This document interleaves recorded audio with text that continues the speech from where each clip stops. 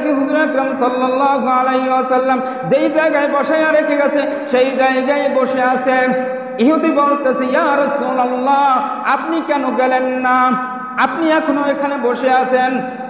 মায়ার নবী সাল্লাল্লাহু আলাইহি ওয়াসাল্লাম বলতেছে, তোমার সঙ্গে তো আমি ওয়াদাবদ্ধ হয়েছি, তোমার সঙ্গে আমি তো ওয়াদাবদ্ধ হয়েছি, যার কারণে আমি যাই নাই।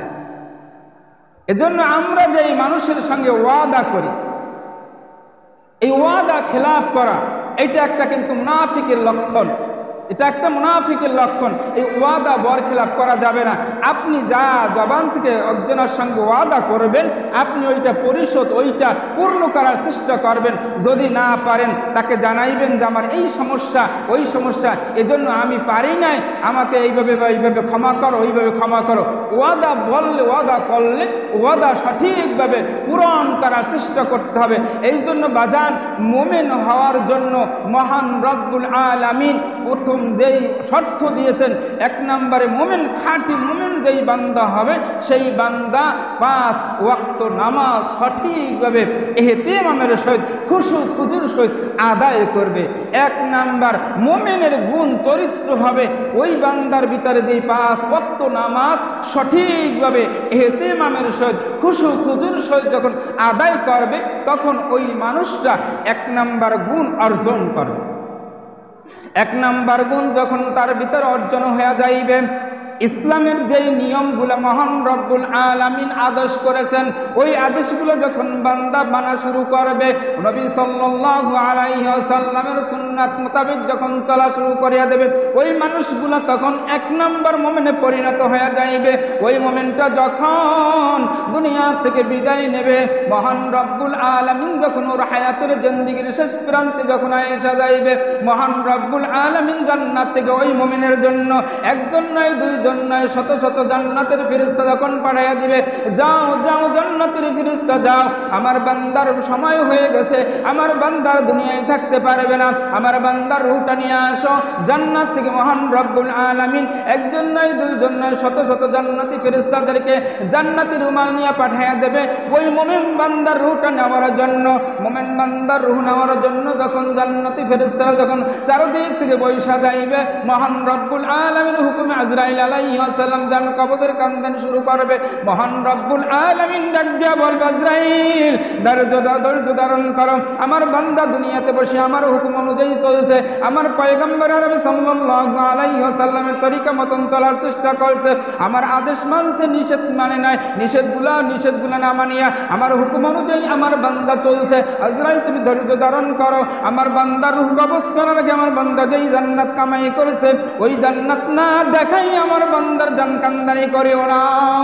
মহান রব্বুল আলামিন তখন আজরাইল আলাইহিস সালামকে ডাক দিয়ে বলবেন, আমার বান্দা যেই জান্নাত কামাই করেছে, যেই জান্নাত কামাই করেছে ওই জান্নাত না দেখাইয়া তাকে জান কান্দানি করিও না। মহান রব্বুল আলামিন এই কথা বলার সঙ্গে সঙ্গে জান্নাতি ফেরেশতারা ওই বান্দার সামনে জান্নাত ঘুরাইয়া ঘুরাইয়া দেখাইবে, ওই বান্দা একটা মুস্কি হাসি দেবে। এই মুস্কি হাসিটাই হইল জান্নাত যখন দেখবে মুস্কি হাসি দিবে, এই মুস্কি হাসিটা যখন দিবে তখন আজরাইল আলাইহিস সালাম তার রূহটা নিয়ে যাইবে, ওই মানুষটা লাশ হইয়া থাকবে, ওই লাশের কোনো দাম নাই। জান্নাতি ফেরেশতারা যখন জান্নাতের রূহটা নিয়ে যাইবে, প্রথম আসমানে যখন নিয়ে যাইবে জিজ্ঞাসা করবে, কার রূহ নিয়ে আসছো? আহলান সাহলান, তাকে স্বাগতম জানাইবে। কার রূহ নিয়ে আসছো? বলবে অমুকের ছেলে অমুকের রূহ নিয়ে আসছি। আবার ওখান থেকে দ্বিতীয় আসমান, ওখান থেকে তৃতীয় আসমান, ওখান থেকে চতুর্থ আসমান, ওখান থেকে পঞ্চম আসমান, ওখান থেকে সপ্তম আসমান, ওখান থেকে সিদরাতুল মুনতাহা, ওখান থেকে আরশে আজিমি মহান রব্বুল আলামিনের কাছে নিয়ে যাইবে। মহান রব্বুল আলামিন বলবে, আমার এই জান্নাতি বান্দার রূহটা জান্নাতের ভিতরে ঢুকাইয়া দাও। মহান রব্বুল আলামিন তখন এই জান্নাতের রূহটা জান্নাতের ভিতরে ঢুকাইয়া দেবে। মহান রব্বুল আলামিন এই জন্য ইনসানকে মহান রব্বুল আলামিন শ্রেষ্ঠ জীব হিসাবে মহান রব্বুল আলামিন ঘোষণা দিয়েছেন। এই জন্য মহান রব্বুল আলামিন পাক কালামের ভিতরে বলতে, লাকাদ খালাকনাল ইনসানা ফি আহসানি তাকওয়িম। মহান রব্বুল আলামিন এই আয়াতের ভিতরে ইনসানকে বলছেন, মহান রব্বুল আলামিন এই আয়াতের ভিতরে ইনসানকে শ্রেষ্ঠত্ব বরত্ব দিয়ে দিয়েছেন। মহান রব্বুল আলামিন বলতেছেন, লাকাদ খালাকনাল ইনসানা ফি আহসানি তাকওয়িম। আব্দুল কাদের জিলানী, বড় পীর আব্দুল কাদের জিলানী একদিন রাস্তা দিয়ে হাইটা যাইতেছে, এমন সময় একটা কুকুর সামনে এমন সময় একটা কুকুর সামনে পড়ছে। মহান রব্বুল আলামিনের কাছে ফরিয়াদ করছে কুকুরটা, আল্লাহ তুমি আমার জবানটা খুলে দাও, বড় পীর আব্দুল কাদের জিলানীর সঙ্গে একটু কথা বলবো। মহান রব্বুল আলামিন কুকুরের জবান খুলিয়া দিল। কুকুরের জবান যখন খুলিয়া দিল, মহান রব্বুল আলামিন কুকুরের জবান খুলিয়া দেওয়ার সঙ্গে সঙ্গে বড় পীর আব্দুল কাদের জিলানী রহমাতুল্লাহ আলাইহি ওয়াসাল্লাম রহমাতুল্লাহ আলাইহি ওনার কাছে জিজ্ঞাসা করতেছেন,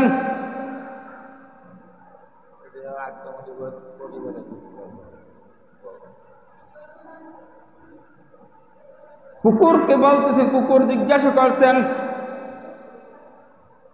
বড় পীর আব্দুল কাদের জিলানীকে জিজ্ঞাসা করছেন, হুজুর আপনার কাছে একটা প্রশ্ন। কি প্রশ্ন? বলেন, আপনি ভালো না আমি কুকুর ভালো? প্রশ্ন করছেন বড় পীর আব্দুল কাদের জিলানীর কাছে। বলতেছে, বলেন আপনি ভালো না আমি ভালো? বড় পীর আব্দুল কাদের জিলানী চিন্তায় পড়ে গেলেন, আমি যদি এখন বলি কুকুর তুই ভালো, তাহলে মহান রব্বুল আলামিনের কালামের অবমাননা করা হবে। কারণ মহান রব্বুল আলামিন পাক কালামের ভিতরে বলেছেন, লাকাদ খালাকনাল ইনসানা ফি আহসানি তাকওয়িম, আমি ইনসানকে শ্রেষ্ঠ জীব হিসাবে সৃষ্টি করেছি। এখন যদি কুকুরকে বলা হয় যে কুকুর তুই ভালো, তাহলে মহান রব্বুল আলামিনের পাক কালামের অবমাননা করা হবে। এই জন্য চিন্তা করতেছে, আমি যদি কুকুরকে বলি তাহলে কোরআনের অবমাননা করা হয়, আর আমি যদি আমাকে বলি আমি ভালো, তাহলে আমার ভিতরে অহংকার আসবে, আমার ভিতরে অহংকার আইসা যাইবে যে আমি ভালো। চিন্তায় পড়ে গেলেন বড় পীর আব্দুল কাদের জিলানী, কি বলবে? এখন চিন্তায় পড়ে গেছে, যদি কুকুরকে বলি কুকুর তুই ভালো, তাহলে আল্লাহর কালামের অবমাননা হয়, আর যদি আমি বলি আমি ভালো, তাহলে আমাকে নিজের ভিতরে অহংকার আনা হয়, আর অহংকার যার ভিতরে থাকবে, মহান রব্বুল আলামিন বলতেছেন, যার ভিতরে জানরা পরিমাণ অহংকার থাকবে, রিয়া থাকবে, হিংসা থাকবে, তার ভিতরে যদি এই পরিমাণ অহংকার, জানরা পরিমাণ অহংকার থাকে, রিয়া থাকে, তার কোনো ইবাদত মহান রব্বুল আলামিনের কাছে কবুল হবে। এই প্রসঙ্গে আর একটা এই কথাটা খেয়াল রাখেন। এই প্রসঙ্গে আর একটা কথা, বড় পীর আব্দুল কাদের জিলানী গভীর রজনীতে উঠা ওই মালিকের কুদরতি কদমে সিজদা দিতেছে। যখন দুনিয়ার সব মানুষ ঘুমায়া রয়েছে, এমন সময় বড় পীর আব্দুল কাদের জিলানী রাহিমাহুল্লাহ ওই গভীর রজনীতে উঠা ওই মালিকের কুদরতি সিজদা দিতেছে। মহান রব্বুল আলামিন গায়বী আওয়াজ দিয়ে দিয়েছেন, ও বড় পীর আব্দুল কাদের, তোমার একটা সিজদা আমার দরবারে কবুল হয় না, তোমার একটা সিজদা আমার দরবারে কবুল হয় না। বড় পীর আব্দুল কাদের জিলানী সিজদা থেকে মাথা উঠাইলেন, চিন্তায় পড়িয়া গেলেন, আমার সিজদা আল্লাহর দরবারে কেন কবুল হইতেছে না?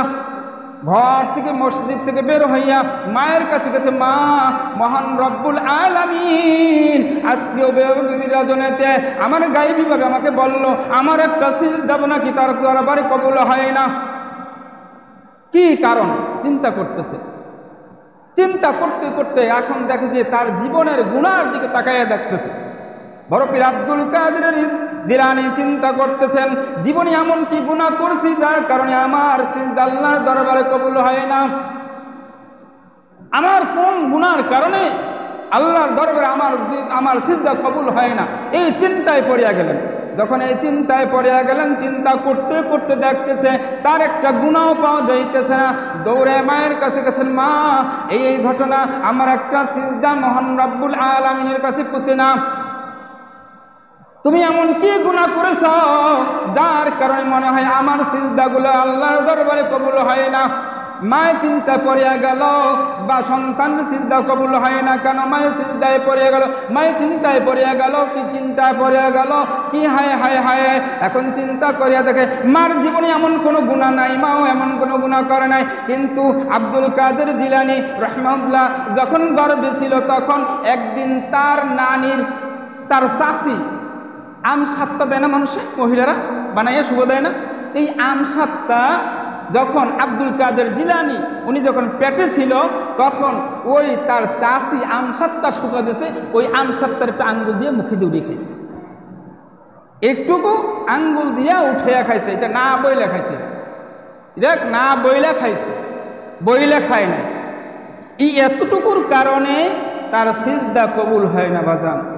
এখন আপনি আপনার বিবেকের কাছে প্রশ্ন করেন, কত না হয় চুরিয়ে খাইছি, কত সুপারি চুরিয়ে খাইছি, কত মানুষের হাক চুরিয়ে খাইছি, কত মানুষের ক্ষেতের ফসল চুরিয়ে খাইছি, কত মানুষের কলা চুরি করে খাইছি, কত মানুষের টাকা চুরি করে দিছি, কত কিছু কিছু করছি জীবনের কাছে। এখন প্রশ্ন করে দেখেন যে কত কিছুই না করছি আমি। এখন তার মা খাইছে তার চাষির আমসাত্তা দেওয়া সুগার থেকে একটু আঙ্গুল দিয়ে উঠাইয়া, এই জন্য সন্তানের সিজদা কবুল হয় না, মায়ের কারণে সন্তানের সিজদা কবুল হয় না। তাহলে আপনারা আমার চিন্তা করে দেন, আপনি আমি জীবনে কত মানুষেরটা চুরি কইরা নষ্ট করে খাইছি, আপনার আমার সিজদার অবস্থা কি আপনি আমি